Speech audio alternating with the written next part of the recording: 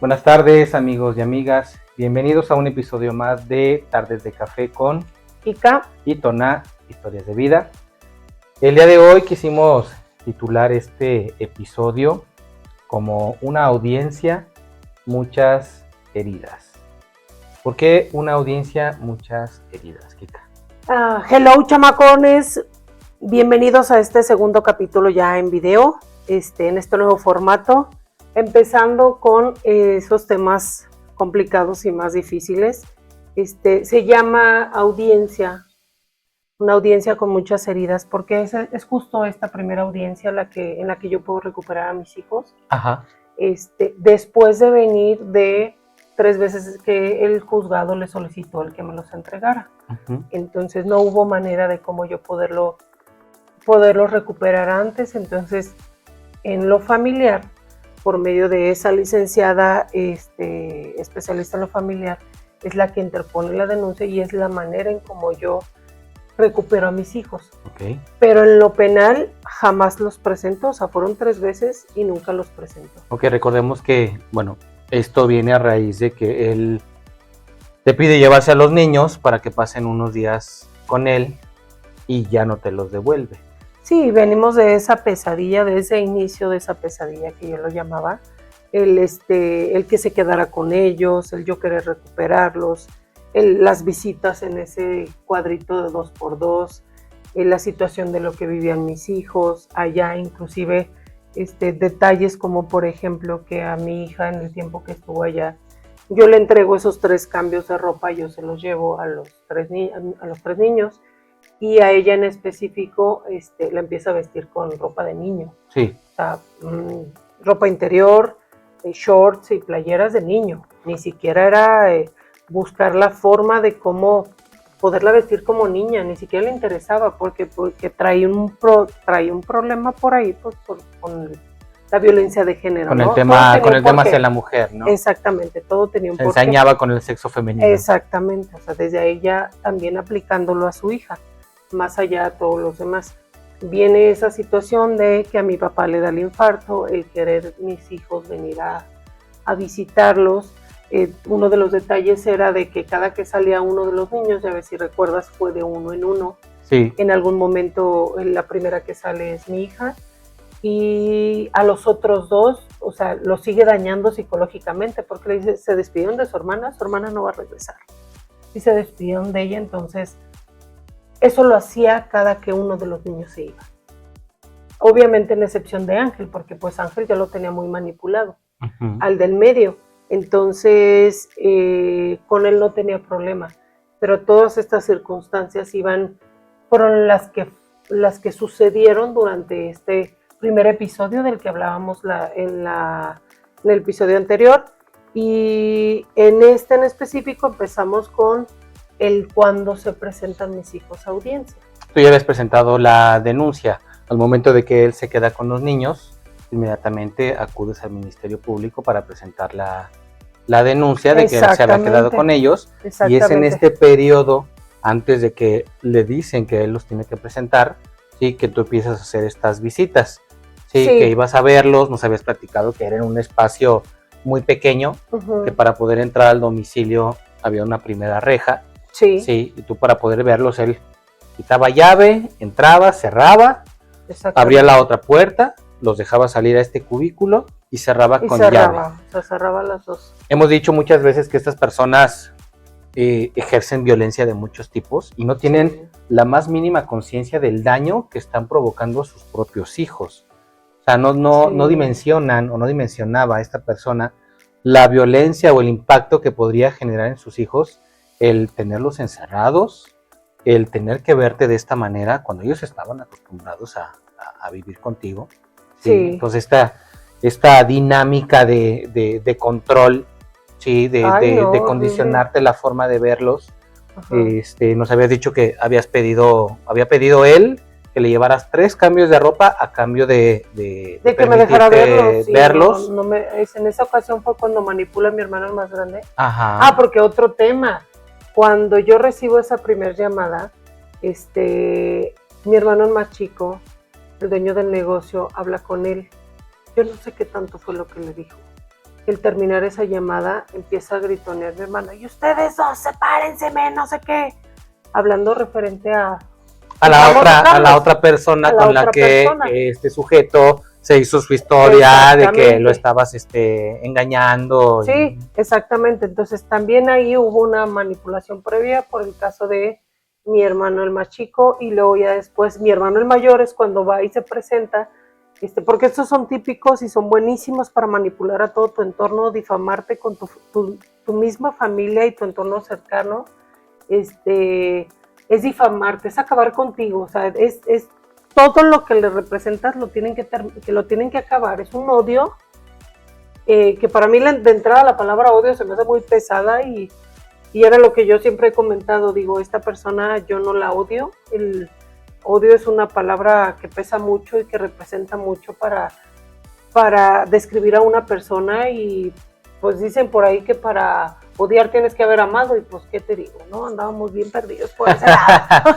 Y recordemos algo bien importante, el hablar, el transmitir lo que tú estás viviendo dentro del matrimonio. O sea, si bien es cierto que hay cuestiones de pareja que no solemos platicar, dicen, claro, la ropa sucia se lava en casa. Sí, pero cuando son cuestiones de violencia, lo hemos dicho desde el principio, que te están afectando, es algo que se tiene que hablar. Tienes que hablar, hemos dicho sí o sí, hasta el cansancio. Habla con amigas, con tu mamá, con tus familiares cercanos que estén enterados de la situación. En este caso, recordemos que tú no platicabas muchas cosas por no generar a lo mejor una situación con tu familia, y de ahí ellos o estas personas se aprovechan. Es que te aíslan, inclusive te empiezan a generar conflicto interno en contra de tus familiares, estas mismas personas, ¿no? Uh-huh. Yo, a lo que tú haces mención en referente a el platicar, sí es platicar, pero realmente como son las cosas, porque a veces encubrimos, no disfrazarlas, lo disfrazamos o buscamos la manera en que no sea tan fuerte para que la otra persona no lo vaya a resentir tanto. Digo, en mi caso obviamente sí disfrazaba las cosas por relacionada a la situación de mi papá y mi mamá, pero al final tenía que haber hablado claro. ¿Por qué? Porque si yo lo hubiera hablado claro, el día del momento de una separación y en el momento de una difamación tan grande como lo hizo esta persona, pues no hubieran dudado de mí. Claro. Y mi propia familia dudó de mí, porque no estaban enterados de eso. Entonces ellos se aprovechan. El contexto, lo que vivías. Se aprovechan de ese mismo aislamiento. ¿Por qué? Porque tú no hablas, porque tú no dices, porque tú no crees. No crees que sea necesario, o te callas o te aguantas. ¿Para qué? Para que el día de mañana, cuando se dé una separación o una situación así, todos te crean responsable y culpable de la situación. Aparentemente tu familia ve que la situación es normal, que a lo mejor tienes una que otra fricción con esta persona, sujeto, mujer, sí, lo que sea, con tu pareja, y se aprovechan de eso, ¿no? Porque entonces ellos vienen y cuentan su versión. Claro, y se la creen, se la compran. Dicen, es que pues yo nunca he visto nada de esto, ¿no? Yo no he visto problema. Y viene esta persona y cuenta toda su versión sin que tú hayas dado un contexto o los tengas en antecedente, se la creen. Sí, y al final esa difamación no es tan falsa para ellos, porque ellos dicen, bueno, pues si no había problemas, pues si no estábamos enterados de nada, como en qué momento se descontroló esto, ¿no? Y en algún momento me recuerdo que mi mamá me preguntó, oye, hija, ¿y si el hombre andaba nervioso y pasó esta situación? Y de alguna manera yo sentía como que lo justificaba, pero porque yo la situación la estaba viviendo, o sea, yo no estaba enterada de todo. Claro. Entonces yo le decía, es que no lo justifiques, es que no, pero es que ella no entendía todo el contexto. Sí, si ella te veía que a lo mejor le hacías una mala cara o le respondías de una manera ya agresiva inclusive, quizás. Exactamente. Decir, ¿por qué le respondes así? Sí. A lo mejor él está, como dices. Ay, está nervioso. No, es que ya no sabía todo el contexto y toda la violencia que yo venía viviendo, ¿no? Entonces en algún momento también mi mamá llegó a hacer ese comentario cuando recién yo me separé, sin saber ya todo el contexto. Ya cuando se empieza a enterar, pues obviamente fue como un balde de agua helada el enterarse de todo lo que yo aguanté y todo lo que había pasado, ¿no? Ok, entonces se da la situación donde él se queda con tus hijos, que ya platicamos en el episodio anterior. Uh-huh. Tú presentas la denuncia formal, a él le dan un tiempo, ¿sí? para que él presente a los niños, que era que como una semana. más o menos? Pues estamos hablando que él se queda con ellos. Yo llevo a los ministeriales el día miércoles en la mañana y es cuando me dicen no los va a soltar hasta el lunes. Que los tenía que presentar al lunes siguiente. Al lunes siguiente. Okay. Entonces yo en ese momento, cuando me dicen no los va a soltar, empiezo a moverme y es cuando me hacen la sugerencia o me dicen, ¿sabes qué? Se tiene que presentar la demanda de divorcio y solicitando el que te regrese a tus hijos. Muy bien. Entonces corre al paralelo, estaba la penal, que seguía fluyendo, que más adelante les comentaré todo el proceso en que terminó esta denuncia, y empieza lo de lo familiar, ¿no? En esta de lo familiar es en donde yo logro recuperar a mis hijos. Okay. Porque en lo penal, o sea, se hubiera seguido y yo no los hubiera recuperado por un buen tiempo, o sea, porque faltaba mucho tiempo. Entonces se mete en lo familiar y viene esa primera audiencia, ¿no? En la que yo me tengo que presentar. ¿Cuánto tiempo pasó de que tú presentaste la denuncia para esta primera audiencia? Porque pues, él los tenía que haber presentado al siguiente lunes, pero no los presentó. No, fueron como 15 días en los que me generaron la primera audiencia, por eso fueron alrededor de 22 días, los que yo no estuve con mis hijos. En estos días fue donde él, podemos decir que se aprovechó de la influencia que ya tenía sobre tu hijo, el de en medio, para seguir manipulándolo. No, yo a mi hijo. Sí, y voltearlo completamente hacia ti. Decíamos que lo convirtió en el custodio de sus otros dos hermanos. Sí. Lo hizo su aliado en contra tuyo. Sí. Lo manipuló y lo torció completamente. Por completo. O sea, si mi hijo ya le habían dado 3 crisis anteriormente, o sea, te estoy hablando que ya después lo perdí por completo. Okay. Yo llego a esta primera audiencia, obviamente, pues con todas las expectativas del mundo, hablando con mi licenciada de cómo habían estado las cosas. Empieza este hombre a hablar y a difamarme delante de la misma juez, diciendo que yo tenía un amante y que le había dado un beso a mi amante y la fregada, no sé qué. Él seguía con el tema del amante. Con esa historia. Y esa historia del amante con el perito en psicología, que más adelante saldrá también dentro de este proceso, pues salió en una historia inventada, porque tiene tintes este hombre de esquizofrenia y paranoia. De esas historias que se las estructuran, se las comen y se las creen. Entonces, seguía con ese mismo tema. En algún momento dice, delante de la juez, obviamente mis hijos estaban, en esa audiencia estaban, pero ellos estaban como en un cubículo aparte. Los aíslan, sí, no están presentes. Los aíslan, no escuchan nada, ellos están como en un área donde se ven juegos, en las cámaras se alcanza a ver y todo. En esta ocasión, en ese momento, él difamándome delante de la juez, diciendo que yo era la peor mujer. Pues, si ya me había insultado como bichota, empoderada, buchona, frutera, todo, en ese momento yo terminé de ser la peor mujer. ¿Por qué? Porque ahí habla del amante y que como mi amante era cocainómano, pues yo era alcohólica y drogadicta. Entonces era alcohólica, drogadicta y tenía amante en ese momento. Cuando él hace la mención de que yo soy drogadicta y que alcohólica, no sé qué, en ese momento me dice, párese, dijo, señora, párese por favor, me dice la juez. Y fue como un detalle que me quedó muy claro, porque creo que a ella le quedó más que claro la manipulación tan grande que estaba haciendo esta persona. Me dice, ¿es cierto lo que está diciendo el señor? Y yo en ese momento, yo traía un saco. Entonces me recorro el saco hacia atrás y le marco la vena. Dije, en el momento que usted me quiera hacer la prueba, si no lo hice en mi juventud, no lo voy a hacer a estas alturas, y menos siendo madre, que yo no soy drogadicta. Y se me quedó viendo la jueza. A mí siempre me dijo mi hermano, siempre me recomendó, me dijo, siempre voltea a ver a los Voltea a ver a la juez. Voltea a ver a la juez. Él va a buscar la manera de cómo darte en la torre, pero tú voltea a ver a la juez. Total, yo volteé a ver a la juez. Me siento, me dice, siéntese. Dice, ahora vamos a la escucha de menores. En ese momento, pues, de estar ubicando las cámaras hacia el juzgado, pues las 4 cámaras se van cambian el enfoque y van hacia el área en donde están los niños. Si me permites hacer una pausa, como un comentario, esta parte de la escucha de menores, sí, que hablando yo en lo personal, en mi proceso, yo recuerdo que yo siempre le alegaba yo a esta persona, a mi expareja, ¿no?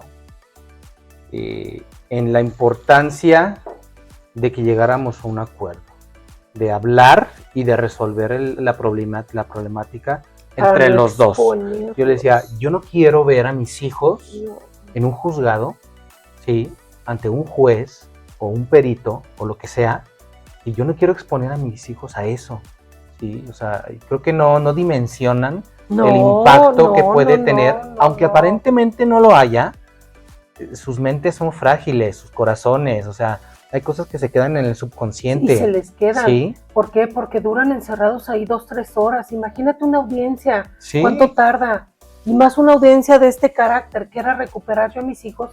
Duraron 2-3 horas encerrados en un mismo lugar. Sus emociones están a flor de piel, hay confusión, la sarta de historias que vienen al momento de que se presentan a estas escuchas de menores. La escucha de menores es cuando mandan llamar a los niños, ¿sí? Y en la presencia de la juez y de un perito o una perito en psicología, los entrevistan, platican con ellos, ¿sí? Para indagar, ¿sí? Sobre los hechos, ¿no? ¿Sí? Para ver qué está pasando en realidad, sí, claro. Cómo te trata mamá, cómo te trata papá. Sí, pero si ellos ya vienen con una historia que les vienen contando, vienen manipulados, vienen influenciados. ¿Qué pasa? Que yo tengo en los últimos 15 días, el del medio me le dan 3 crisis por manipulación. ¿Qué me podía esperar de los otros 2? Sí, claro. Y fue lo que sucedió. Literal fue lo que sucedió. Al momento de empezar a hablar con mis hijos, empiezan a decir mis hijos que yo me la paso de fiesta, que yo soy alcohólica, que no sabe si yo me drogue, porque yo todo esto yo de momento cuando me dicen es una impresión tan fuerte porque el verlos en la pantalla y escucharlos de hablar cosas que y yo volteaba, recuerdo ese momento que yo volteaba y mi licenciada me decía, ¿qué está pasando? Y le dije, no sé, ¿qué es esto lo que me estoy enfrentando, no? Entonces yo volteaba y veía a mis hijos, el decir, porque para esto los primeros 3 términos, así lo marca mi licenciada, los primeros 3 términos del Señor, era lo que estaban diciendo los niños. Era obvio que estaban siendo manipulados. Sí, ya tienen mecanizado hasta las palabras. ¿Por qué? Hablo de esta parte, porque yo en el momento yo me lo como y no digo nada. Digo, no voy a atacar a mis hijos ni les pretendo decir nada. Con el paso del tiempo, en algún momento yo pregunto qué fue lo que sucedió, o sea, ¿por qué dijeron eso de mí? Sí, hablaste con ellos. Hablé con ellos y me dicen, mamá, es que mi papá nos dijo que si no deseamos eso, no nos iba a volver a ver, que no nos iban a dejar convivir con él. Entonces, teníamos que decir a fuerzas eso. Entonces, ya después yo lo entiendo, pero en el momento te cae. Sí, el impacto es un balde de agua helada, 22 días sin ver a tus hijos, de pasar de todo, crisis de ansiedad, depresión horrible, que hubo un día en específico que yo lo recuerdo como si fuera ayer, y es de los días más fuertes y más pesados que he vivido yo en mi vida. Y que durante todo este proceso, todo lo que yo viví no se lo deseo a nadie, ni siquiera a él como persona. No se lo deseo a nadie. Ese día en específico era un domingo, yo estaba sola. Recuerdo que me desperté como a las 9:10 de la mañana y dije, ¿para qué me despierto? Me volví a dormir. Me desperté como a las 3, 4 de la tarde y digo, como que tengo hambre. Fui a la tienda y compré salchichas y compré papas, según yo iba a hacer como una botana. Llegué aquí, me comí media salchicha y me volví a dormir. O sea, estaba sumida ya en una depresión. Ya estaba en una depresión horrible y al no tener a mis hijos y era estar una lucha constante de querer salir. Imagínate de venir de eso y estás en una audiencia en la que te están diciendo drogadicta porque bajaste de peso, porque lo peor que le pueden hacer a sus hijos, a una madre es quitarle a sus hijos. O sea, el dejarle sin sus hijos le quitas todo, por eso es de las peores violencias que hay. La denominada violencia vicaria, que es la más infame que le puedes hacer a una mujer. El quitarle a sus hijos manipularlos y dañarlos, usarlos como instrumento para dañar a la mamá. En ese momento que yo empiezo a escuchar fue como, o sea, fue otro golpe el escucharlos y el decir, recordando esa, si recuerdan los primeros capítulos, yo hablé de esa primera vez, ese primer no que le digo, que yo me quedo a dormir en casa de mi hermano, me dice quédate aquí a dormir porque y que él fue a buscarte tratando de volver contigo. Exactamente, que esa vez, dice él, lo utilizó de argumento para decir que yo traía a mis hijos en fiestas a las 2 de la mañana, cuando yo me quedé a dormir en casa de mi hermana. Sí. Entonces, y obviamente no lo utilizó, a Ángel lo había manipulado, Ángel le dio mucha información, mi hijo del medio le dio mucha información, entonces él todo lo agarraba de argumento. En esa ocasión, torcía en tu contra, lo torcía en mi contra. A los niños los manipuló para que creyeran que yo era drogadicta, porque, oye, y tu mamá se enoja, y tu mamá te ha llegado a gritar, y tu mamá hace esto, y tu mamá se desespera, es que es drogadicta. Así actúan los drogadictos. O sea, fíjate cómo estaba enmarañando la mente de mis hijos. Utilizaba cosas, digamos, normales, sí, ordinarias, normales. Sí, las sacaba de contexto y las trataba de maximizar, ¿no? Exactamente, para hacerles que no ver que sus errores. No, es que sí, claro. Si te grita, se porta de esta manera, sí, conductas que a lo mejor son normales, ¿no? Exactamente. Pero él las sacaba de contexto y les hacía creer que era porque tú estabas... Exactamente, porque yo era drogadicta, alcohólica, ¿no? y yo hacía de todo, ¿no? Entonces, en esa escucha de menores, mis hijos, a pesar de todas las situaciones, o sea, haz de cuenta que primero dicen todo lo que papá quiere que diga, ¿no? Entonces, en la plática, la Joel le dice, bueno, ok, tu mamá ha cometido errores, sí, pero ¿con quién quieres vivir? Y mi hija más grande y el más chico dice, con mi mamá. Sí, de yo me quiero ir con mi mamá. Y al del medio se dan cuenta que trae algo. O sea, me parecía, en este caso en específico, me pareció increíble que si estaba una perito en psicología presente no se hubiera dado cuenta la manipulación. La manipulación, claro. Se me hizo, pero increíble. Porque ahí te da la excusa tonta que después dio. Que, ojo, deben de estar bien atentos y usar todos los argumentos. Hubo errores, en mi proceso hubo errores en los que podía haber yo actuado de diferente manera. Ya salí de eso, ya es una situación completamente diferente, pero de ahí dependió el que hoy sigo sin mi hijo. La psicóloga, cuando se termina la escucha de menores, dicen, ok, ellos no se quieren ir con la mamá, ahí lo dejamos porque algo, ¿no? Entonces ya regresa la jueza a la audiencia y me dice, pues como pudimos escuchar, 2 de los niños quieren irse a vivir con la mamá, el otro vemos como que hay algo, pero no sabemos qué es. La de mi licenciada argumenta, su señoría, que no se dio cuenta que los primeros 3 términos del señor, que era drogadicta, alcohólica y que tenía amantes, fueron los términos de los niños están manipulados. Y le hace la pregunta directa a la del ministerio, a la perito en psicología, le dice, ¿y no se puede dar cuenta? Y su contestación fue así de, no lo puedo creer. Es que para yo saber esa información necesito hacer un peritaje con el niño en específico. Yo aquí solo estoy de apoyo y para ayudar en dado caso de cualquier situación. Dije, no, qué tontería, la verdad. Hoy la responsabilidad de lo que ha pasado con mi hijo es gracias a esa perito. De hecho, por ahí también gran parte de este podcast es, como ya hemos dicho, visibilizar este tipo de violencia. Sí. Ya la mencionaste, la violencia vicaria, que estén enteradas de qué es en específico la violencia vicaria, ¿sí? Cómo se puede atacar por la parte legal, ¿sí? ¿Cómo debemos actuar ante una situación ante este tipo de violencia? E importantísimo, que las autoridades que están encargadas de resolver este tipo de temas estén capacitadas, estén enteradas, porque a la fecha, sí, efectivamente, Poder Judicial, muchas dependencias ya están informándose e incluyendo estos términos dentro de su vocabulario, digamos, capacitándose, ¿sí? En lo que es juzgar con perspectiva de género, ¿sí? Pero todavía hay mucho desconocimiento en cuanto a lo que es la violencia vicaria y el cómo proteger a la mujer, porque recordemos que la violencia vicaria es un término acuñado en específico como un tipo de violencia que se ejerce hacia la mujer. Hacia la mujer. Y los hijos en específico. Violencia, ¿no?, de género. Y es violencia de género. Es completamente violencia hacia la mujer. En este momento, cuando yo estoy en esa primera audiencia, no estaba todavía ni siquiera aprobada en el nivel familiar. Exacto. No se conocía la violencia vicaria. No estaba como enfrascada ya como violencia vicaria. Uh-huh.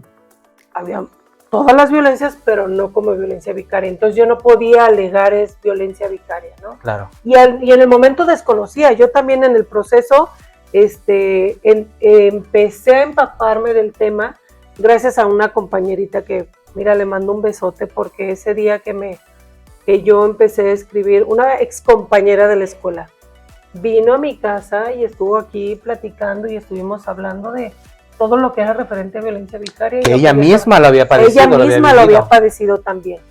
Entonces, en aquel momento no estaba definida como violencia vicaria.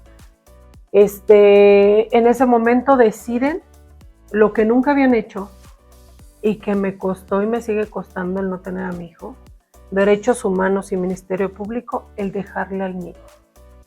Se lo dejan a él.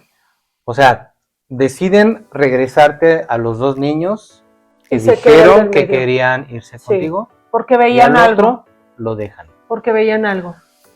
Ok, date cuenta de lo absurdo. Sí. Es una tontería, ¿cómo puedes separar hermanos? Sí. Es algo que no puedes hacer. Sí. O sea, estás dando cuenta de la evidencia, de lo evidente que es que hay una manipulación, ¿sí? Sobre los niños, ¿sí? Y en específico él, ¿sí? Y decides separar a los dos, ¿sí? Arrancar a uno del núcleo y dejarlo en las garras del agresor. Dañando. Sí. ¿Sí? O sea, date cuenta de lo absurdo. A mí me parece, muy absurdo, muy palabra absurdo que iba a decir, pero es absurdo. Es absurdo el cómo no pueden visibilizar más allá, o sea, ver lo que es evidente. Sí, entonces, muy atentos, los abogados, litigantes, defensores, que estén atentos a este tipo de situaciones. Sí, si van a buscar ayuda legal, asesoría legal, asegúrense de que su abogado esté capacitado y tenga conocimiento sobre estos temas de materia familiar, en específico de la violencia vicaria. Sí, porque lo mencionamos aquí como violencia vicaria, pero enmarca todo un contexto, ¿no?, de otro tipo de violencias. Sí, es una serie de elementos que la constituyen, ¿no? Más adelante vamos a hablar un poquito más a detalle de esto. Exactamente. En ese momento, cuando toman la decisión, yo fue así como, o sea, ¿qué hicieron? Ángel ya venía mal. Le ponen a él el que yo hiciera videollamadas martes y jueves a las 6 de la tarde para ir recuperando ese lazo con mi hijo, ¿no? Ellos sin saber que lo estaban dejando en manos del violentador, o sea, no lo imaginaban y era algo que se veía. Yo empiezo obviamente videollamadas que no se dieron. Yo hice en una libreta, hice la bitácora de cuántas veces mi hijo me contestó. En la primera, mami, ¿cómo estás?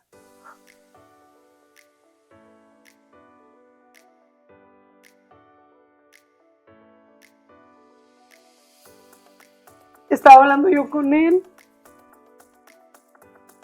Y esta persona empieza a aprender a apagar la luz del lugar en el que estaba. Así como ya cuelga.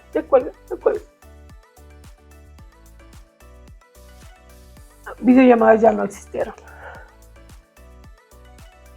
Hijo, te estoy marcando, ¿por qué no quiero hablar contigo? No quiero saber de ti. Yo a mi hijo no lo volví a ver. Tardé meses sin verlo. Cuando tenía crisis, obviamente, de que ya estaba como a full, me empezaba a buscar. me lo llegué a topar en la calle con este hombre cuando ya había convivencias aparentemente y tenía que haber convivencias conmigo. Este hombre nunca lo dejaba convivir conmigo. ¿Cuánto tiempo fue el que supuestamente tenía que haber videollamadas? Hasta que el juez lo dictaminara. Okay. Porque el niño tenía que regresar conmigo. Yo vuelvo a ser reiterativo en esta parte. Date cuenta, o sea, lo dejan en manos del agresor. Pero va a tener videollamadas contigo, ¿sí? Pero desde el lugar donde está con el agresor, ¿qué te puedes esperar? Que no las va a ver. ¿Qué te puedes esperar? ¿Sí? No las va a ver. No lo va a dejar, lo va a seguir manipulando, lo va a seguir...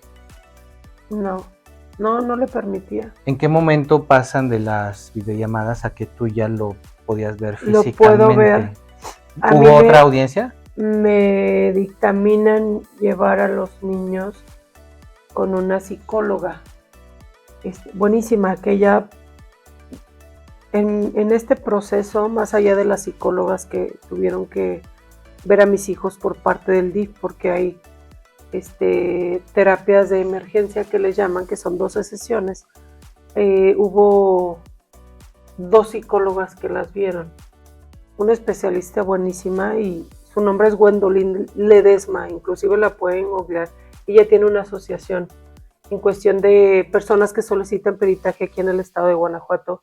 Tiene varios peritos en psicología y no son con precios accesibles. Estamos hablando que un peritaje normalmente te sale de 10,000, 12,000 pesos y ella más, casi inclusive por mitad de precio y porque pues obviamente hay peritajes que son de familia completa, ¿no? Con ella empecé a llevarlos, pero te estoy hablando que pasaron meses. Yo meses sin ver a mi hijo, había veces que hablaba bien con él por teléfono, otras veces me empezaba a insultar, me empezaba a atacar, empezaba a decir tonterías. ¿Por qué? Porque en este proceso, cuando él se va para allá, pues ya venía manipulado y todavía más manipulado que empezó. Esta situación de los ataques y todo lo demás, pues lo platicaremos en otro episodio más adelante, porque vamos como con la cronología de hechos, ¿no? Uh-huh. Pero en este sentido, pues al momento de yo recuperar a mis hijos, pues no fue una completa alegría. No fue una victoria completa. No fue una victoria completa, porque yo no recuperé a mi hijo y lo peor del caso, que era el más afectado, el que había agarrado como objeto para lastimarme. Entonces, yo en su momento le dije a la juez, le dije, tengo la bitácora de todas las videollamadas que pasaba, que no pasaba, si me contestaba o no me contestaba. Esto fue durante muy poco tiempo y en el proceso nunca cumplió lo que tenía que hacer. Una pregunta, en este proceso de videollamadas, ¿nunca hubo un seguimiento por parte de las autoridades de si se estaban llevando a cabo las videollamadas? No, nunca hubo. O sea, no. Simplemente tienes que cumplir con estas videollamadas, pero nunca hubo un seguimiento si esta persona lo estaba dejando tener las videollamadas. Y aparte, ¿qué te puedes esperar de una persona que le solicitaron 3 veces presentar a los niños y no lo hizo? Sí, te está diciendo, me vale 3 hectáreas y no voy a hacer lo que tú me digas, voy a hacer lo que me dé mi fregada gana. Y así lo hizo siempre. Empezó a alargar. Pero esa última audiencia, de hecho, por ahí, en algún momento les voy a subir una foto que estoy sentada fuera de un Oxxo con mis 2 hijos. Mi hermano el más chico que siempre estuvo presente apoyándome en toda esta situación. Recupero a 2, pero se queda 1. Y es un tema pesado. Claro. Porque hoy por hoy sigo. Sigues en la lucha, ¿no? Por sigo en la lucha, pero... Quiero poner un poquito en contexto, si me lo permites, porque te podría pensar, ¿por qué esta manipulación? ¿Por qué 2 regresan y 1 se queda? O sea, ¿qué fue lo que pudo suceder en su cabeza que él decide quedarse con él, o él fue presa fácil para... Lo que pasa es que, pues, Ángel ya venía, o sea, como les dije en uno de los capítulos anteriores, Ángel recibió mucha violencia de su parte. A eso quería llegar, o sea, para que estén muy atentos, atentas en Y era... el cómo tratamos a nuestros hijos. Exactamente, él recibió mucha violencia de su parte y siempre lo hizo a un lado. No o sea, no me abraces tanto, no soy mujer, abraza a tu mamá.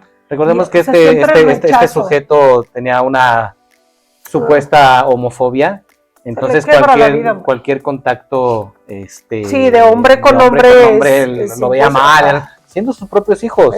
No permitía tener esas expresiones de cariño, de afecto. No. Y en específico con él. Sí. Con él. Es que mi hijo siempre era el primogénito, el primer varón. Sí, entonces mi hijo siempre fue muy, muy cariñoso, o sea... Y él lo rechazaba. Él siempre era, mami, te traje el café, te traje el desayuno, y te voy a dar un masajito de pies, ¿no? Y él siempre fue muy, muy cariñoso, entonces siempre era como querer llamar la atención de papá porque papá no lo pelaba, porque papá era muy agresivo y era muy violento con él, y yo no pude entender el por qué se focalizaba tanto su violencia con él. No sé, porque mi chiquillo estaba bien guapo, estaba bien chulo, igual mis 3 hijos son la cosa más hermosa, bueno, uno como madre que puede decir, ¿verdad? Pero no sé si era un celo también de su físico, no sé qué era, pero siempre era focalizado con él la violencia, entonces imagínate que toda su vida nunca estuvo su papá, siempre fue violento, siempre fue agresivo con él, siempre buscó la manera de llamar la atención y ahora soy el centro de atención. Sí. Y soy el soldadito que si hago algo o digo algo voy a recibir un reconocimiento de papá. El reconocimiento aparte, de papá. Bueno, sí tenía o sea, lo compró en muchos sentidos. Claro, en lo emocional, en lo mental, y hasta platicabas, ¿no? Él empezó a comprar juguetes caros, lo que él quería, ¿no? O sea, esa primera manipulación vino con un juguete caro, por su lealtad a la verdad, que fue lo que le dijo. Lo que le argumentó. Ajá. Y el niño lo repitió como si fuera algo normal. ¿Y por qué por mi lealtad a la verdad, mami? ¿Qué pasó? No. Y de ahí ya fue donde se descontroló todo. Entonces, después de esta primera audiencia, o sea, ya había venido la situación de subirme a la patrulla 2 veces, del infarto de mi papá, de la situación que estaba yo viviendo, el que crees tú que ya va a terminar, ¿no? Y llegas a una audiencia y recuperas a 2 hijos. Entonces, fueron situaciones fuertes, fueron muchos golpes en menos de un mes. Por eso yo recomiendo tanto el hecho de que vayan a terapia desde que empiezan este tipo de procesos, porque son procesos emocionalmente muy desgastantes.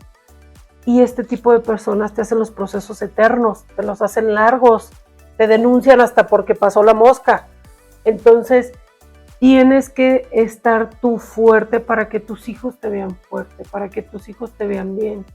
Porque si tú no peleas por tus hijos, nadie va a pelear por ellos. Y creo que como madre lo que menos queremos es que se queden en un lugar en el que están siendo violentados. Sí. Esa es la manera más difícil y más pesada. Yo después de mucho tiempo empecé a ver a Ángel en terapias con Gwendolyn, porque los canalizan como hermanos. Para que empiecen a tener otra vez, o sea, como lo arrancaron del núcleo, él tiene que seguir conviviendo. Tiene ¿no? que empezar la unión, ¿no? Para que él esté bien. Pero, o sea, yo lo veía y él no me saludaba. Iban al consultorio de la psicóloga. Sí. Yo lo veía y yo estaba sentado y pasaba el niño como si no me conociera. Le decía, no me vas a saludar. No quiero. O sea, esa manipulación constante hacía que mi hijo me odiara, o sea, literal me odiaba.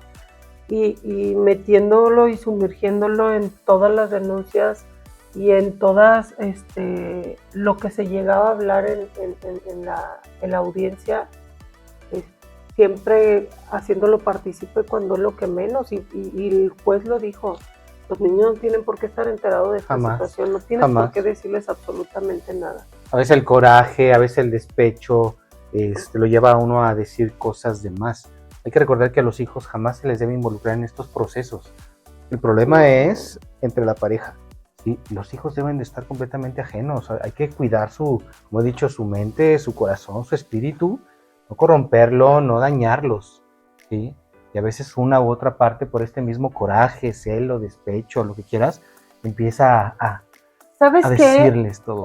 Todo esto tiene, yo lo resumo en inmadurez.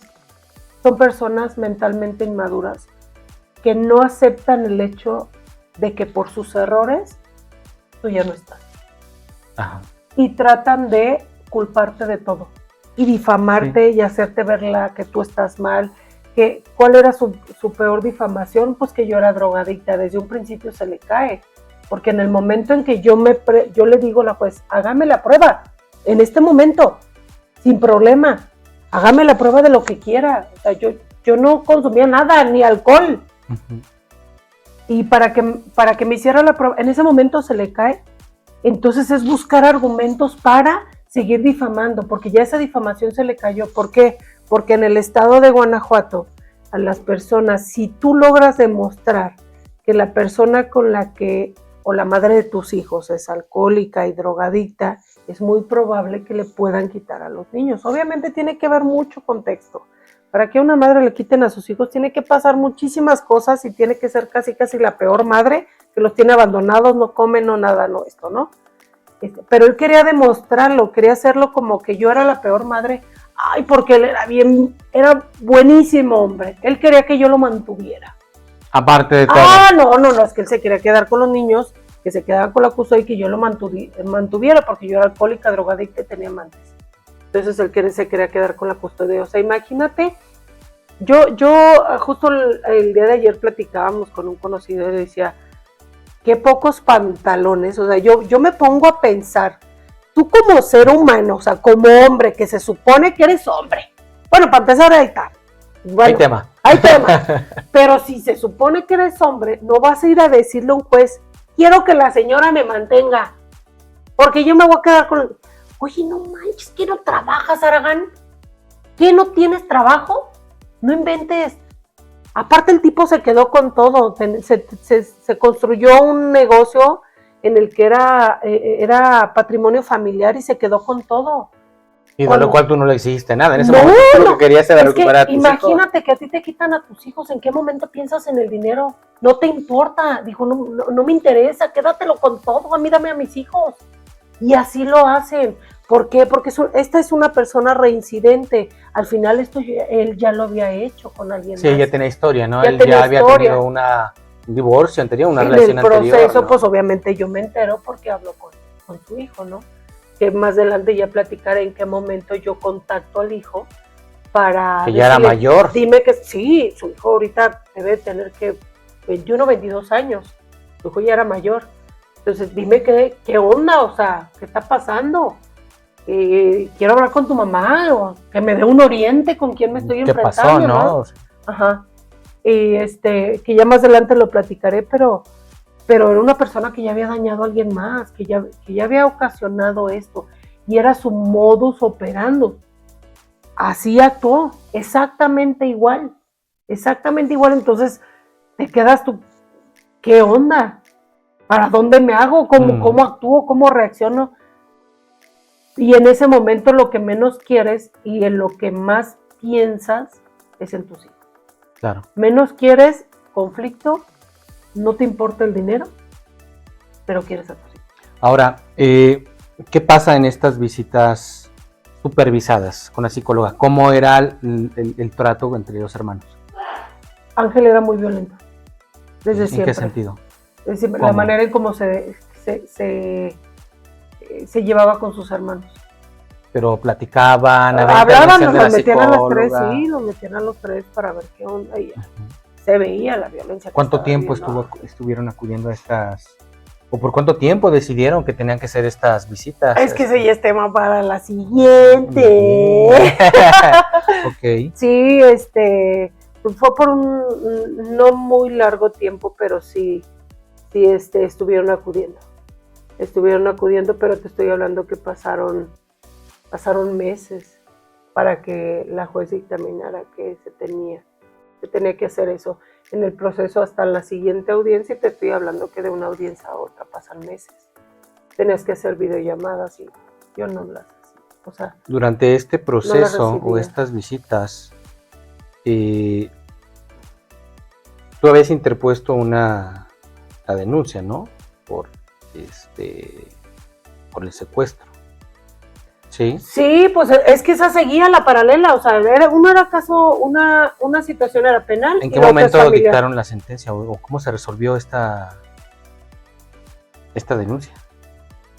Pues estemos el siguiente capítulo, no, es que tú Me te quiero quieres adelantar, me quiero dedicar, comer tú todo te el quieres pastel dedicar. en una sentada. No, Muy bien. es poco a poco.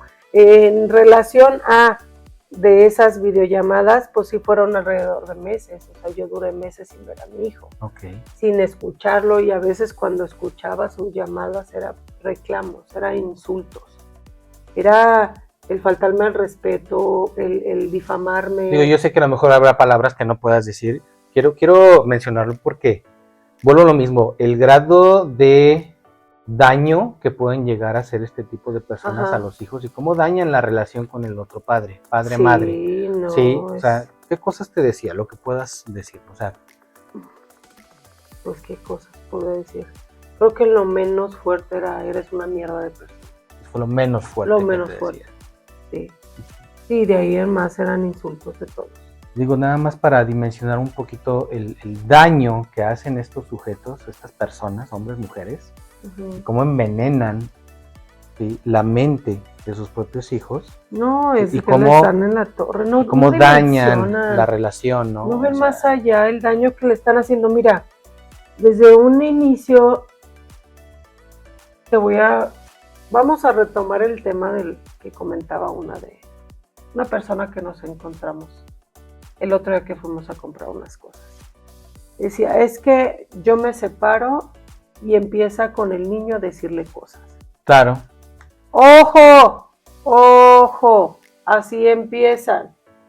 Oye, dile a tu mamá que... Oye, dile... ¿Por qué lo estás metiendo en la relación? Dile a tu mamá que la extraño. Dile a tu papá que ya no se enoje, que no esté enojado, que regrese.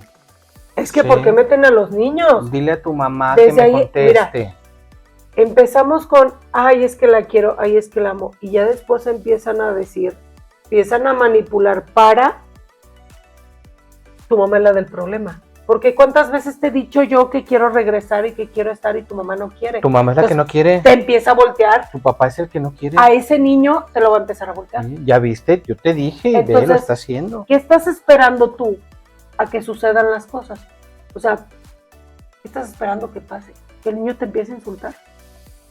Porque por algo se empieza, y de ahí empiezan a manipular por medio de mensajes, de llamadas, y de meterlo en medio de una relación que no tiene. Son personas inmaduras, no tienen por qué haberlo hecho. En este caso específico de mi hijo, pues imagínate, 15 días antes ya había empezado el trabajo. Imagínate hasta qué grado llegó, ¿no? Claro. Eres una mentirosa, eres una mierda de persona, no te quiero volver a ver, hija de O sea, yo recibí insultos de todos de mi hijo. Sin ningún tipo de respeto hacia ti. No, yo le decía, respétame. Soy la madre, soy tu madre. No te mereces mi respeto. No te mereces mi respeto, no te lo has ganado. Y han vivido yo violencias de todo tipo, digo, la historia. Por eso deseamos una audiencia es muy larga. Muchas heridas, por toda la serie de heridas que a raíz de este tipo de procesos se empiezan a generar, ¿no? La violencia que sigues viviendo ya no solo de parte del agresor, sino ahora del hijo o hijos que se pueden llegar a quedar. Y fíjate, más allá de las heridas que te genera el propio hecho, lo que vas a empezar a vivir. Al no tener a uno de tus hijos, al estar manipulado, al dejarle en sus manos, en las manos del violentador, del agresor y del manipulador, a uno de tus hijos. Imagínate la pesadilla que vas a empezar a vivir. Yo recuerdo, lo hemos platicado, que cuando yo tengo este proceso de separación, a mí al principio no me dejaba ver a mis hijos, ¿no? Oye, me los quiero llevar para que pasen el fin de semana. No, los vas a ver aquí en la casa y los vas a ver afuera. de la puerta para afuera, ¿sí? Saca unas sillas y convive con ellos afuera de la casa, en la cochera. Oye, pero quiero llevarlos a comer. Compra unas pizzas o cómprales lo que quieras y afuera. Pues yo convivía con mis hijos afuera de la casa, ¿sí? Como si fueras el sí, no, delincuente sí, de la vida. Afuera. Y un ratito y jugaba con ellos, platicábamos cómo estuvo su día.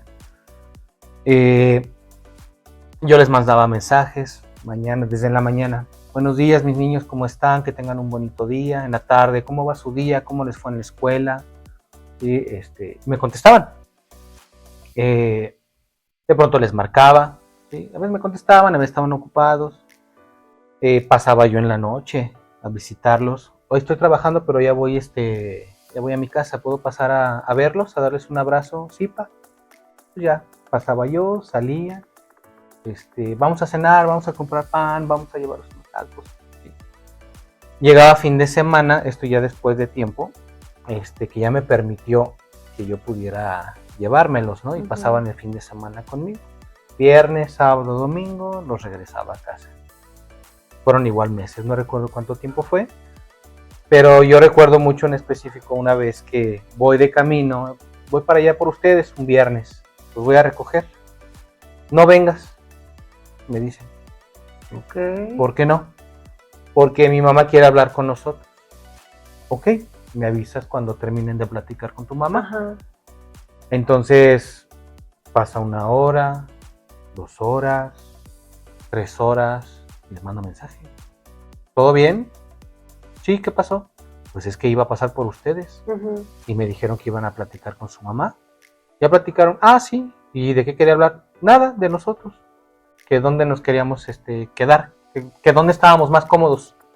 Ah, Chihuahua. Sí, eso fue lo que me dijeron. Ajá.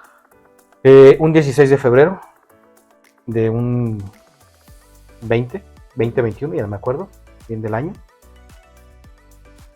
A partir de ese día mis hijos dejaron de contestar mensajes, dejaron de contestar llamadas.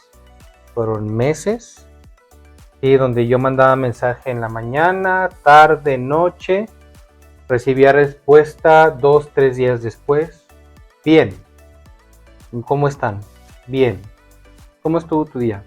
Bien. Mis hijos dejaron de hablar. Ya no nos marques porque a veces estamos ocupados. Ya no me marques porque no me gusta que me marques. Ya no pases a verme a la casa porque a veces estoy descansando y no quiero salir.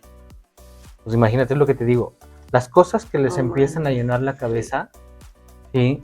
Y que no ven más allá el daño que les hacen. Y yo recuerdo cuando platiqué con una psicóloga con la que acudí y me dijo, deja que el tiempo haga su trabajo, pero lo único que te puedo decir es un consejo que les doy. Aunque pueda sonar romántico, sí, dijo, dales mucho amor a tus hijos, ¿sí? Abrázalos mucho, porque ya está eso, ¿no?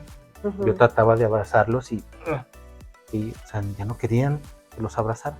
Cuando yo siempre era de, sí, o sea, mi hijo el mayor era así como, ¿qué pasó? No me abraces.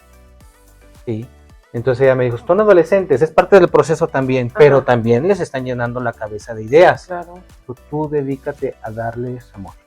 ¿Sí? Abrázalos, aunque no quieran, abrázalos. ¿Sí? Y de verdad eso transforma.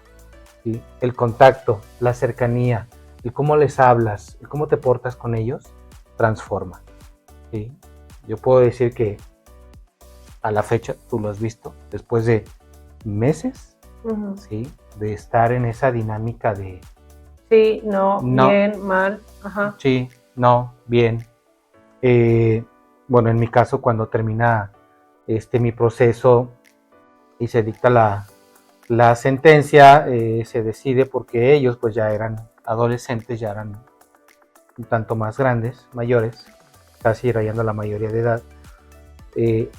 Los llaman a la escucha de menores y toman en cuenta la decisión de ellos.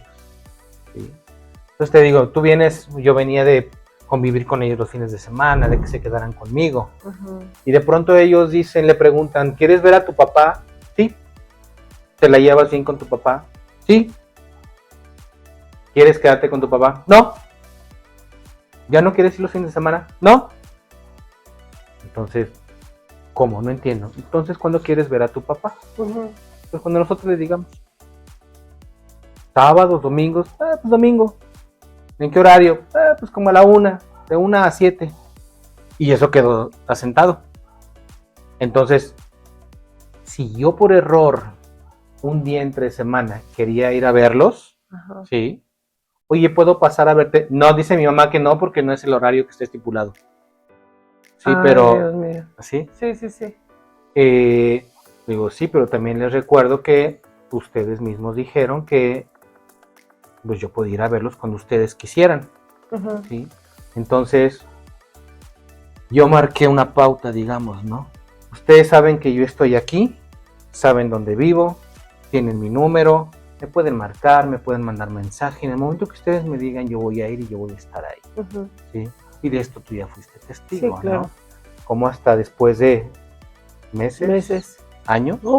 Hace un año. Sí. Que ahora ellos ya tienen una conciencia mayor, digamos, que ya ha pasado el tiempo, ya pueden discriminar, distinguir bien qué pues dice una parte, qué dice otra. Estamos hablando que tus hijos tienen... El mayor 19, mi niña acaba de cumplir los 18. Ya son más conscientes, ya no es tan creíble una manipulación. Exacto. Porque ya hay conciencia. Entonces ahora sí es, ¿pa qué vas a hacer el domingo? Ajá. ¿Pa qué vas a hacer? Y tú, nos vemos. Y como padres tenemos que aguantar ese momento, ¿no? Y es duro. Es esperar ese momento. Yo, justo hoy hablábamos el tema, referente a mi niño, que pues es esperar. Y es la angustia que vives como madre. ¿Cuánto tiempo tengo que esperar a que mi hijo se dé cuenta? ¿Sabes? Más allá de eso, cómo va a regresar, ¿no? Entonces, porque no va a ser ese niño que se fue. Y hace poco hablaba en una conferencia que había un testimonio de un niño adulto que a sus 20 años se dio cuenta que fue víctima de violencia vicaria.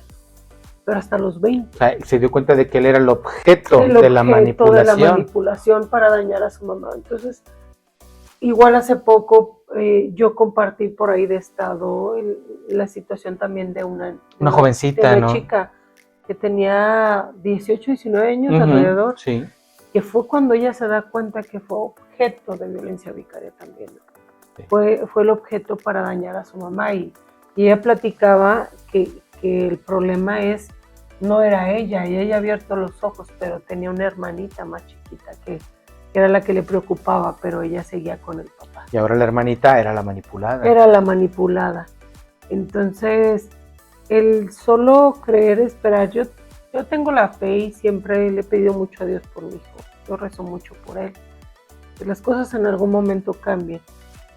Sí, entiendo que va a llegar a un punto de madurez en el que va a empezar a entender muchas cosas, porque yo a él siempre le he dicho, la verdad siempre sale a la luz. Las pocas veces que he podido hablar con él, yo siempre digo, la verdad siempre sale a la luz, y siempre sale a la luz.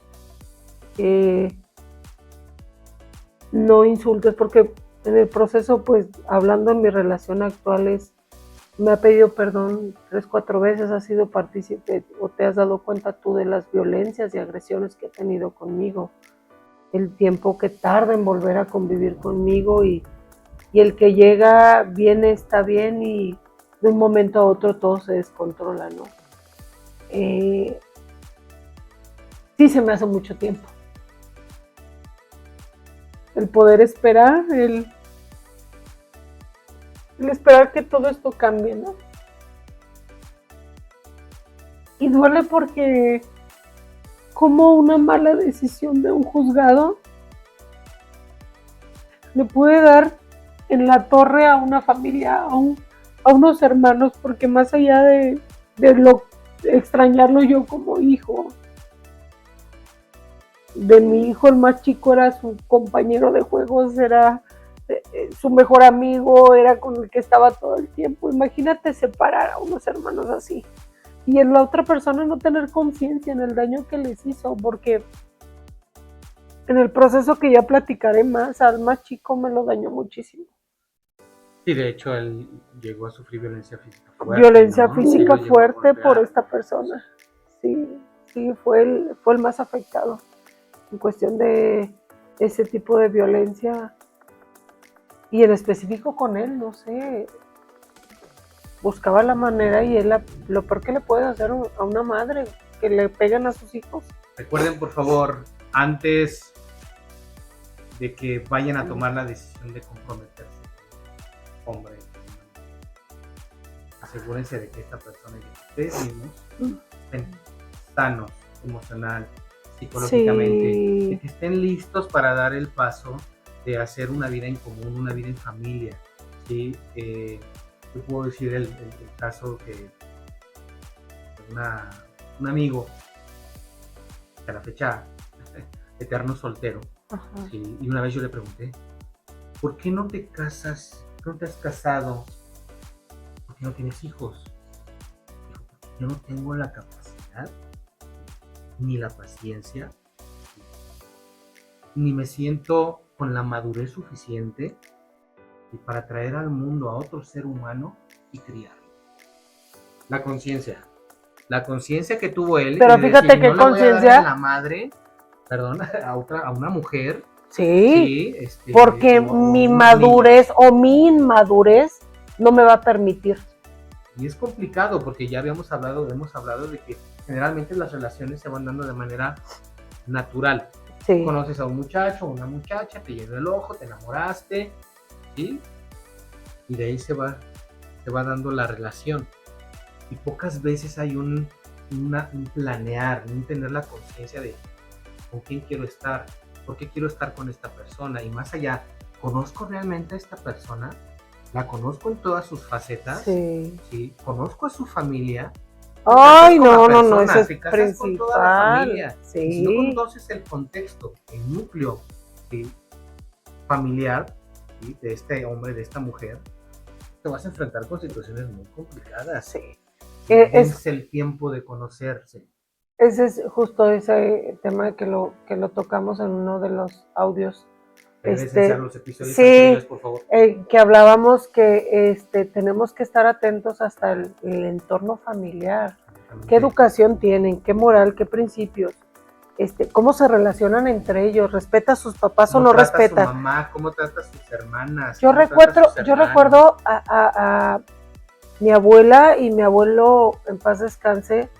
Mi abuelo falleció cuando yo estaba muy chica, pero mi abuela sí decía, y mi mamá es algo que sigue diciendo, una persona que no respeta a sus padres no respeta a nadie. Entonces, si tú ves esa relación, si tú ves que es una persona que es violenta con su familia, con sus papás, con su entorno, no te va a respetar a ti. ¿Por qué? Porque para ellos, humanamente y para todos, los papás son síntoma o representan una autoridad en nuestras vidas. Si para ellos la autoridad de sus padres no existe, no va a haber autoridad que los detenga. Y le estoy hablando en mi caso en específico, esta persona se llegó a topar con ministeriales, con policías, con jueces, con o sea, nadie era autoridad para él, nadie, le exigían, le pedían que hiciera y no lo hacía. Y nunca lo iba a hacer, porque para él, si no había respeto ni para sus padres, ¿qué iba a respetar a una autoridad? No había algo que le representara una autoridad en su vida, así de fácil. Y con ese tipo de personas son daño psicológico que trae. Entonces, desde ahí, desde el momento que tú ves que no respeta a los papás, aguas, ahí no te metas. Terapia, hemos dicho. Mucha terapia. Que por favor las autoridades, así como solicitan los exámenes. Sí, para niños, casarse, ya lo habíamos dicho. Por favor, vayan a una terapia de pareja, sí, asegúrense de que esta persona trae focos rojos por ahí, mira, temas. Ane. Yo creo que se debe de tomar el matrimonio más en serio. Se debe de tomar el matrimonio, no es me caso, no funcionó, me divorcio.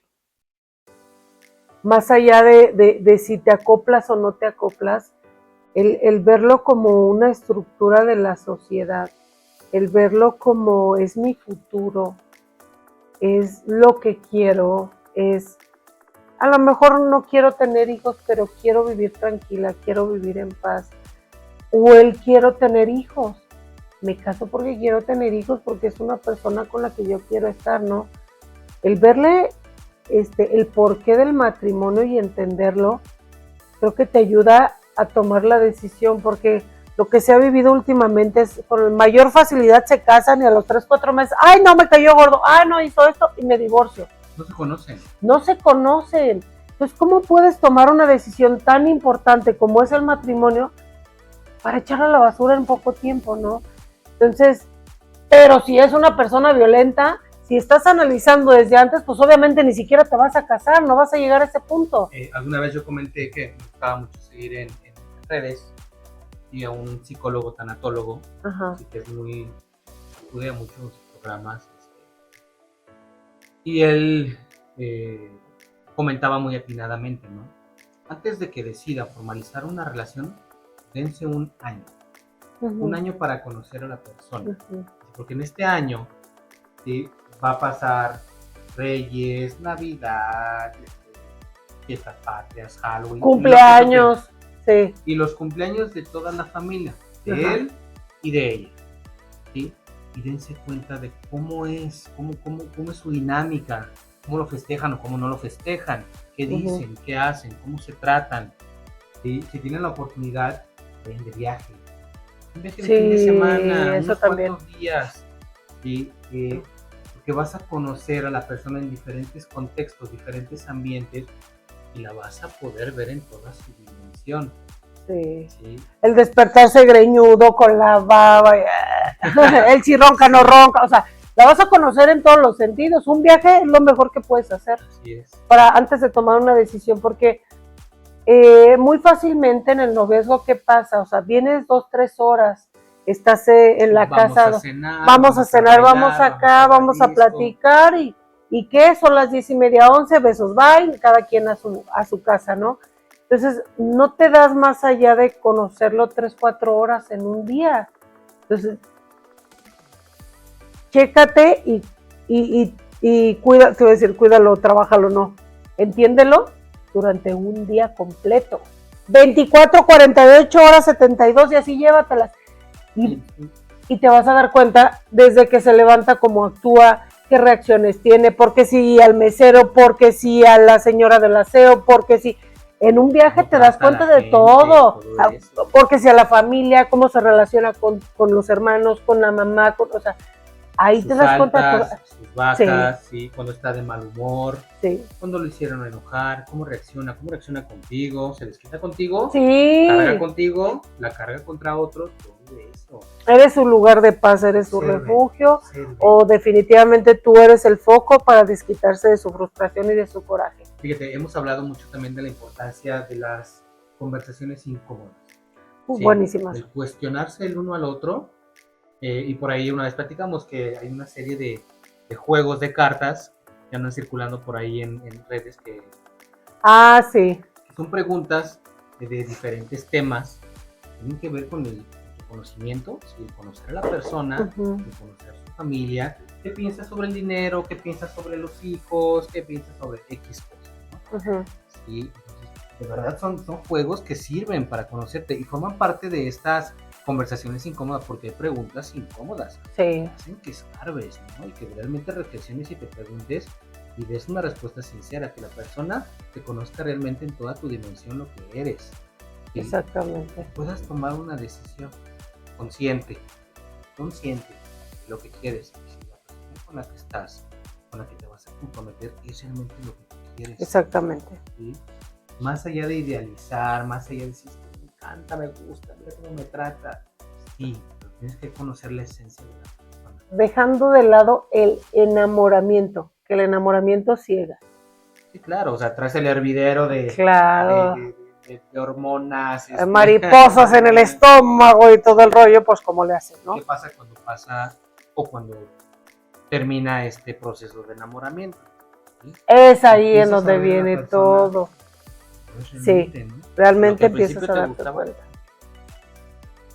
Exactamente. Pero ese es el enamoramiento, cuando no hay bases sólidas de un conocimiento de las dos partes. Por eso tan importante el que yo les recomiendo en cada uno de los capítulos, el que vayan a terapia. Tenemos en el caso de aquí León, y yo me imagino y quiero tener la mente positiva, que en cada uno de los estados de la República, pensar bonito, que nos lleguen a escuchar en otros lados, debe de haber centro de apoyo a la mujer, Sí. a fuerza, sí o sí, por parte del gobierno.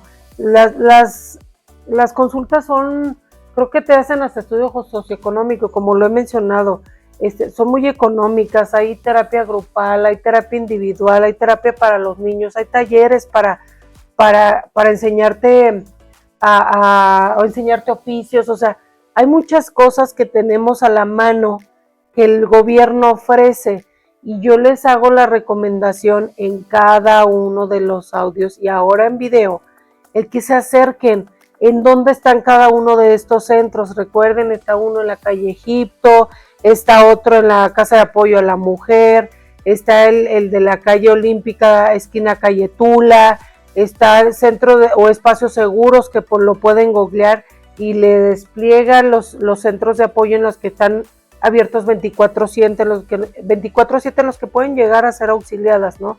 Más allá de hablar al 911 cuando te pasan una situación muy complicada. Pero esa principal responsabilidad que nosotros está el ir a terapia. ¿Para qué? ¿Quieres una vida diferente? ¿Quieres que las cosas sean diferentes? ¿Quieres toparte con personas diferentes? Porque en algún momento, en algún punto que lo voy a platicar, el perito en psicología decía, a mí me preocupan mucho esos niños, porque ella se va a encontrar una persona igual. A mí esas palabras fue como ¡pum! Dije, no, un golpe es una pesadilla lo que he estado viviendo. No le tengo que permitir a nadie más que venga, que entre y haga lo mismo. A mí eso... Los patrones de los que exactamente, entonces dije yo, no, eso no lo quiero. Entonces, para mí esos fueron palabras muy fuertes y ahí es donde viene la toma de decisión de empezar a ir a terapia. Pero si yo hubiera estado en terapia desde el momento uno, obviamente, que lo conocí, pues no hubiera andado con él, ¿no? Pero en mi caso, si yo hubiera tomado terapia desde el momento en que empieza mi proceso, otra cosa hubiera sido, te da la fortaleza para poder y la entereza para poder aguantar todo este proceso.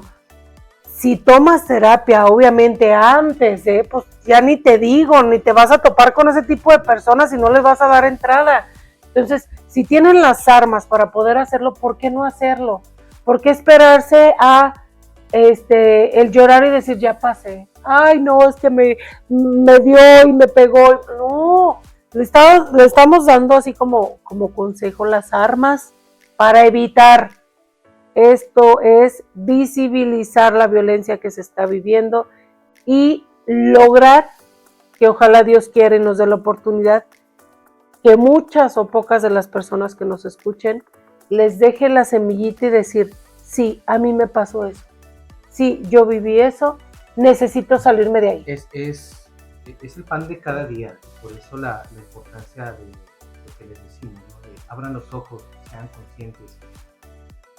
Yo creo que todos lo vivimos en el día a día, ¿no? Y lo podemos observar patente. Sí. ¿A qué me refiero? El darse cuenta de que la muchachita que ya salió embarazada, la muchachita que la está esperando el novio, enojado, ¿sí? Y que te das cuenta de que la maltrata, la jalonea, sí, la violenta. ¿Sí? Es que desde ahí empieza. Sí. Y las chavitas ahora lo justifican. Es que estaba enojado. Es que yo fui. Es que venía cansado. Es que no hay justificación. No tienes que justificar nada. Un grito, un empujón, un maltrato, un hablarte mal, un insultarte. ¿Cómo pretendes tú que eso va a cambiar? La violencia se asoma. Y se asoma a lo mejor en pequeño o en mayor, pero tienes que estar muy atento desde el primer momento, porque si es violencia, no se queda en ese nivel. La violencia va incrementando, va escalando. Entonces recuerden, busquen apoyo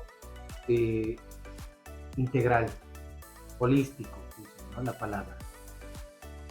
Psicológico, emocional, legal y espiritual. Lo hemos dicho nosotros que somos creyentes, que somos practicantes. Diosito, yo nunca me solté de su mano. Hay situaciones que a veces nos pueden llegar a rebasar, ¿sí?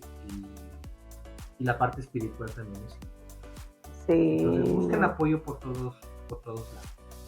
Sí, a mí yo nunca me solté de la mano de Dios más allá. Antes de que tomara yo terapia, era mi fortaleza, decía Diosito, ayúdame, y Diosito, ayúdame, y Diosito, ayúdame, y yo recuerdo que llegaba a las audiencias con mi rosario puesto y le pedía muchísimo a Dios que me ayudara, ayúdame por lo menos a pasar esto, ¿no?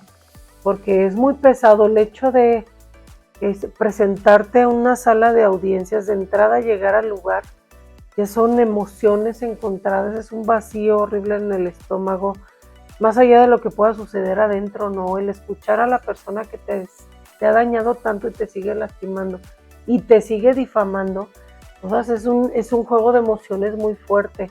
Entonces, en ese momento, la única fortaleza que tienes y la persona que la siente cerca es a Dios. Y el rezar y el pedirle, dame la paciencia, no tengo por qué mostrar ni siquiera ninguna emoción, porque es lo que digo yo, alimentas al monstruo, ¿no? El que no te vean que algo pasa, que si lloras, que si te duele, que si... Tú, ecuánime, con una fortaleza y una entereza, es lo peor que puedes hacer, ¿no? Aunque es lo peor que le puedes hacer a él. Y aunque saliendo en el coche te agarres llorando y con una desesperación, pero en el momento es eso. Y la única persona que nos puede dar esa fortaleza y ese apoyo es Diosito. Y que me ha ayudado a mí en infinidad de ocasiones y durante toda mi vida siempre ha estado presente. Y en este momento, en esa etapa de mi vida y hoy por hoy, sigue estando presente. Y de ahorita comentaste algo muy importante, ¿es cierto? El solo hecho de pisar alguno de estos recintos. Es horrible, no, es horrible. Es un lugar para muchos frío, inspira incertidumbre, temor, ¿sí? Entonces, este mensaje es para todos los abogados litigantes en materia familiar. ¿Sí? Recordemos que muchas veces el abogado representa para muchas personas una esperanza. Sí, la esperanza claro. de salir de su situación, de resolver su situación. Sí. Entonces yo apelo a la empatía, ¿sí? A la cercanía, a lo humano. ¿Sí? Y les falta, fíjate, ¿sí? Que como abogados falta tenemos mucho. esta Yo responsabilidad. en este momento te voy a decir una cosa y tú lo conoces, a mi licenciado penalista, mis respetos. Sí. Mis respetos. Y les voy a dar el dato, él está aquí en León, se llama Ismael Pulido. Mis respetos, estuvo conmigo todo el tiempo, y les digo todo el tiempo, ¿por qué?